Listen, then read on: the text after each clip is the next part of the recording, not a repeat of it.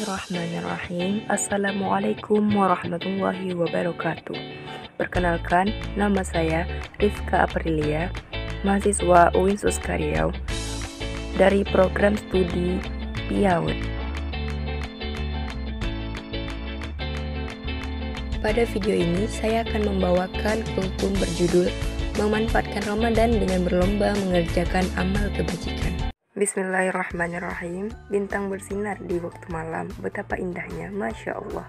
Terimalah salam mulia dalam Islam. Assalamualaikum warahmatullah.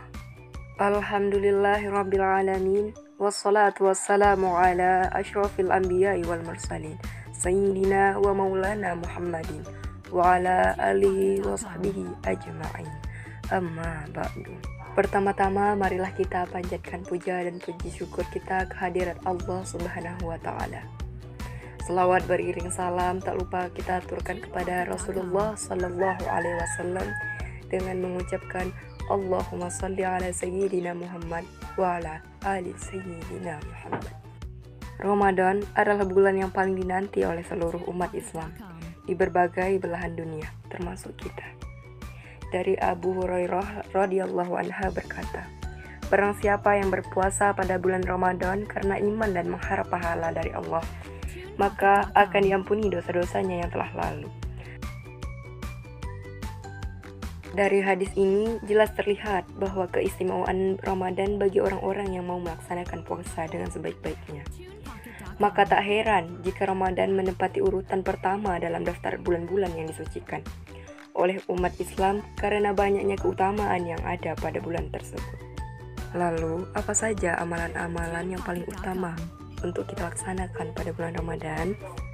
Amalan yang pertama, yaitu sahur. Sahur sangat dianjurkan sebelum memulai puasa.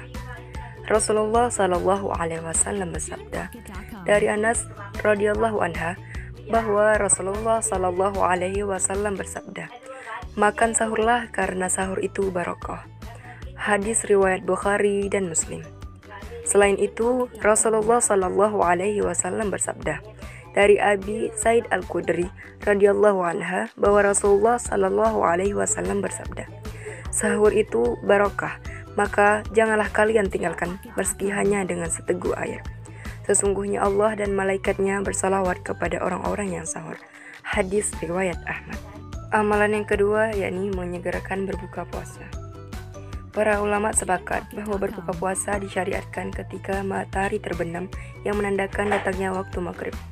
Dari Sahal bin Sa'ad bahwa Nabi Shallallahu Alaihi Wasallam bersabda, umatku masih dalam kebaikan selama mendahulukan berbuka puasa. Hadis riwayat Bukhari dan Muslim. Selain itu, orang-orang yang menyegerakan berbuka puasa mendapatkan beberapa keutamaan lainnya.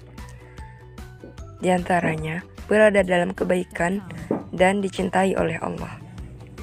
Hal ini sesuai dengan hadis Nabi Shallallahu Alaihi Wasallam yang diriwayatkan oleh Abu Hurairah radhiyallahu anha, yang bunyinya, sesungguhnya orang yang paling aku cintai di antara hamba-hambaku ialah orang yang paling segera berbuka. Selanjutnya, amalan yang ketiga, yakni sholat tarawih dan sholat malam. Sholat tarawih dan sholat malam memiliki banyak keutamaan, sebagaimana yang disebutkan dalam hadis yang bunyinya, barang siapa yang sholat malam pada bulan Ramadan karena iman dan mengharap ganjaran dari Allah, maka akan diampuni dosa-dosanya yang telah lalu. Hadis riwayat Bukhari dan Muslim. Nah, sudah jelas kan teman-teman bahwa sholat tarawih dan sholat malam itu sangat dianjurkan dilakukan pada bulan Ramadan. Selanjutnya, amalan yang keempat, yakni memperbanyak membaca Al-Quran. Bulan Ramadan adalah bulan Al-Quran. Di bulan Ramadan, Al-Quran pertama kali diturunkan ke dunia ini.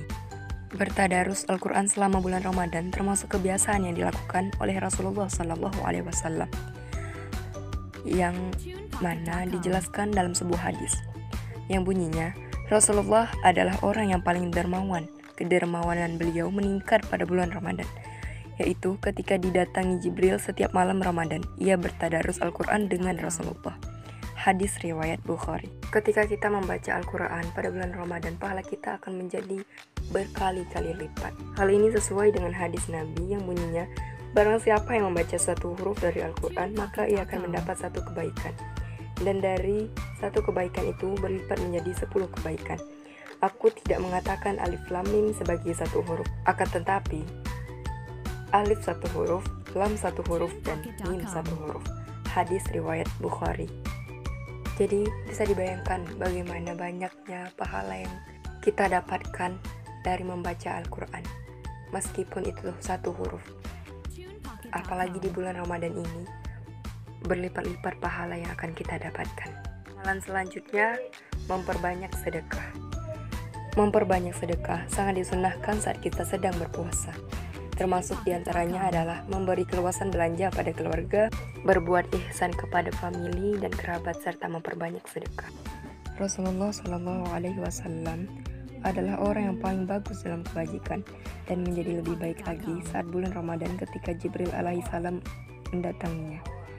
Rasulullah SAW itu orang yang sangat murah dengan sumbangan. Namun saat beliau paling bermurah adalah di bulan Ramadan saat beliau bertemu Jibril. Hadis riwayat Bukhari dan Muslim. Amalan selanjutnya, memberi makan orang yang berpuasa.